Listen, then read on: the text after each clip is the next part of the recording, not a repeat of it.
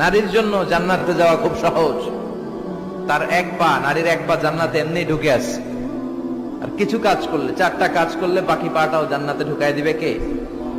বিশ্বনবী বলেছেন 4টা কাজ যদি কোনো নারী ঠিকঠাক মতো এই দুনিয়ার বুকে করতে পারে, আল্লাহ তাআলা 8টা জান্নাতের দরজাই নারীর জন্য খুলে দিবে। এক নম্বরে বিশ্বনবী বললেন, আল মারআতু ইযা সাল্লাত খামসাহা, কোন নারী যদি 5 ওয়াক্ত সালাত সময় মতো আদায় করে, ওয়া সামাত শাহরাহা, রমজানের রোজাগুলো ঠিক মতো রাখে, আতাআত বালাহা, স্বামীর আনুগত্য করে, ওয়া হাফিজাত ফুরুজাহা, নিজের লজ্জাস্থানের হেফাজত করে। 4টা, কয়টা? 5 ওয়াক্ত সালাত, রমাদানের রোজা, স্বামীর আনুগত্য। এখন এটা উঠে গেছে সমাজে।